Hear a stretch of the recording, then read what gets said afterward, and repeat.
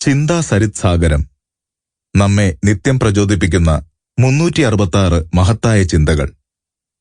സ്വാമി വിവേകാനന്ദൻ. തയ്യാറാക്കിയത് doctor M Lakshmikumari. ശബ്ദം നൽകുന്നത് Arattupuzha Hakkim Khan. Production copyright Storytel and DC Books 2021. A DC Books production. പൂർണ്ണ സ്വാതന്ത്ര്യമാണ് മുക്തി. ശുഭദിനം. മുക്തി എന്നത് പൂർണ്ണ സ്വാതന്ത്ര്യമാണ്. തിന്മയുടെ കെട്ടിൽ നിന്നെന്നതുപോലെ നന്മയുടെ കെട്ടിൽ നിന്നുമുള്ള മോചനമാണത്. പൊന്നുകൊണ്ടായാലും ഇരുമ്പുകൊണ്ടായാലും ചങ്ങല തന്നെ. കയ്യിൽ മുള്ളു തറച്ചാൽ മറ്റൊരു മുള്ളുകൊണ്ട് അതിനെ എടുത്തു കളയും. എടുത്തു കഴിഞ്ഞാൽ രണ്ടും ദൂരെ കളയും. രണ്ടാമത്തെ മുള്ളു സൂക്ഷിച്ചു വെക്കാറില്ല. അതുപോലെ ദുർവാസനകളെ സദ്വാസനകൾ കൊണ്ട് ജയിക്കണം. ദുസ്സംസ്കാരങ്ങളെ സത്സംസ്കാരങ്ങൾ കൊണ്ട് നീക്കം ചെയ്യണം. എന്നാൽ അതിനുശേഷം സദ്വാസനകളെയും ജയിക്കണം. അങ്ങനെയാണ് സക്തൻ അസക്തനായിത്തീരുന്നത്. കർമ്മം ചെയ്തുകൊള്ളുക. എന്നാൽ കർമ്മമോ വിചാരമോ മനസ്സിൽ ഗാഠമുദ്രകൾ പതിക്കാതെ നോക്കുക. വലിയ കർമ്മങ്ങൾ മാംസപേശികളിൽ നിന്നും മസ്തിഷ്കത്തിൽ നിന്നും ഉത്ഭവിച്ചുകൊള്ളട്ടെ.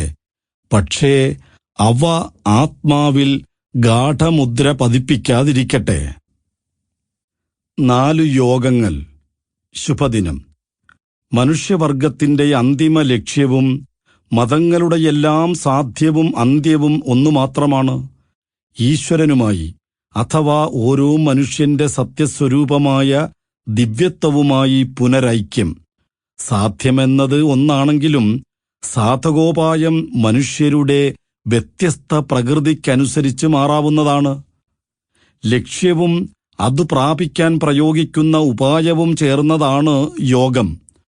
നമ്മുടെ യാഥാർത്ഥ്യമായ ഈശ്വരനോട് നമ്മെ യോജിപ്പിക്കുക എന്ന അർത്ഥമാണ് യോഗത്തിനുള്ളത്. ഓരോ മനുഷ്യനും അവന്റെ സ്വപ്രകൃതിക്കനുസരിച്ച് വേണം വികസിക്കാൻ. ഓരോ സയൻസിനുമുള്ളതുപോലെ ഓരോ മതത്തിനുമുണ്ട് അതിന്റെ ഉപായങ്ങൾ. ലക്ഷ്യം പ്രാപിക്കാനുള്ള ഉപായങ്ങളെ യോഗങ്ങൾ എന്ന് വിളിക്കുന്നു. അവയെ 4 വകുപ്പുകളായി തിരിക്കാം. 1. കർമ്മയോഗം. കർമ്മത്തിലൂടെയും കർത്തവ്യത്തിലൂടെയും തന്റെ ദിവ്യത്വം സാക്ഷാത്കരിക്കുന്ന രീതി. 2. ഭക്തിയോഗം. സുഗുണേശ്വരനോടുള്ള ഭക്തിയിലൂടെയും പ്രേമത്തിലൂടെയും ദിവ്യത്വം സാക്ഷാത്കരിക്കൽ. 3. രാജയോഗം. മനസ്സംയമം കൊണ്ട് ദിവ്യത്വം സാക്ഷാത്കരിക്കൽ. 4. ജ്ഞാനയോഗം. ജ്ഞാനത്തിലൂടെ സ്വന്തം ദിവ്യത്വം സാക്ഷാത്കരിക്കുക. ഇവയെല്ലാം ഒരേ കേന്ദ്രത്തിലേക്കെത്തിക്കുന്ന ഭിന്ന മാർഗങ്ങളാണ്. കർമ്മയോഗം. ശുഭദിനം. കർമ്മം കൊണ്ട് ചിത്തത്തെ ശുദ്ധീകരിക്കുകയാണ് കർമ്മയോഗം. സത്തോ അസത്തോ ആയ ഒരു കർമ്മം ചെയ്താൽ അത് പരിപാകമായി സത്തോ അസത്തോ ആയ ഒരു ഫലം ഉളവാക്കുക തന്നെ വേണം. ഒരു ശക്തിക്കും അത് തടയാനാവില്ല. അതുകൊണ്ട് സത്പ്രവൃത്തി സത്കർമ്മവും ദുഷ്പ്രവൃത്തി ദുഷ്കർമ്മവും ഉളവാക്കിക്കൊണ്ട് ജീവനു മോചനം ലഭിക്കാതെ നിത്യബന്ധനത്തിൽ പെട്ടുപോകുന്നു. ഈ കർമ്മം ശരീരത്തിനോ ചിത്തത്തിനോ മാത്രമാണ്, ഒരിക്കലും ആത്മാവിനുള്ളതല്ല. ആത്മാവിന് ഒരാവരണമിടാനേ അതിന് കഴിയൂ. ദുഷ്കർമ്മം അജ്ഞാനത്തിന്റെ ആവരണമിടുന്നു. സത്കർമ്മങ്ങൾ ധാർമ്മിക ശക്തിയെ വളർത്തുന്നു. അത് ദുഷ്കർമ്മത്തിലേക്കുള്ള പ്രവണതയെ നശിപ്പിച്ച് ചിത്തത്തെ ശുദ്ധീകരിക്കുന്നു. ഭോഗേച്ഛയോടെയാണ് കർമ്മം ചെയ്യുന്നതെങ്കിൽ ആ ഭോഗത്തെ മാത്രമേ അതുളവാക്കുകയുള്ളൂ. ചിത്തത്തെ ശുദ്ധീകരിക്കില്ല.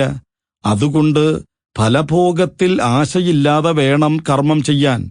പ്രതിഫലേച്ഛയില്ലാത്ത കർമ്മം സർവബന്ധമൂലമായ സ്വാർത്ഥതയെ നശിപ്പിക്കും.